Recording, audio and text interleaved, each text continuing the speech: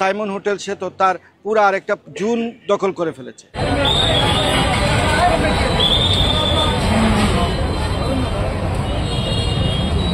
বন্ধ করেন, বন্ধ করেন। আমি ডিআইজি বলছি, আপনি বন্ধ করে দোকানে এখনই অ্যারেস্ট করেন। রাস্তা খালি করুন, এখানে কোনো পার্কিং প্লেস করা যাবে না। বলে দেন নো পার্কিং। আসসালামু আলাইকুম। নিজের প্রপার্টি রাস্তাদের দখলে ঘরেতে পার্কিং করেন।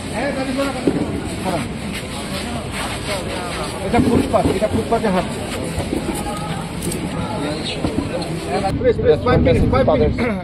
আমরা অভিযান চালিয়েছি সেই অর্থে যাতে করে পর্যটকরা হাঁটতে পারে এবং ডিসিপ্লিন ভাবে চলতে পারে, এবং এই যে সারা শহর বন্ধ হয়ে গেছে এই অব্যবস্থাপনা। তারপরে অত্রযত্র ময়লা আবর্জনা, অত্রযত্র পার্কিং, অত্রযত্র গাড়ি রাখা, একদিক দিয়ে টমটমলা কথা শুনতেছেন, আরেক দিক দিয়ে দোকানরা বসাচ্ছে, আরেক দিক দিয়ে 5 স্টার ওলা হলো আপনার সামনে তার জায়গা দখল করে ফেলেছে। আরেকটা দেখলেন আপনি, সেটা হলো সাইমন হোটেল সে তো তার পুরো আরেকটা জুন দখল করে ফেলেছে।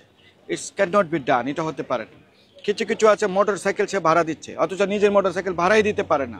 কিছুক্ষণ পরে গেলে সে তার সুইচ বন্ধ করে দেয়, জিপিএস বন্ধ করে দেয়, তেল বন্ধ করে দেয়, একটুখানি কিছু হলেই আবার তার কাছে মোটা অঙ্কের জরিমানা করতেছে। আমরা এই ধরনের সকল অব্যবস্থাপনার বিরুদ্ধে টুরিস্ট পুলিশ অভিযান চালাচ্ছি।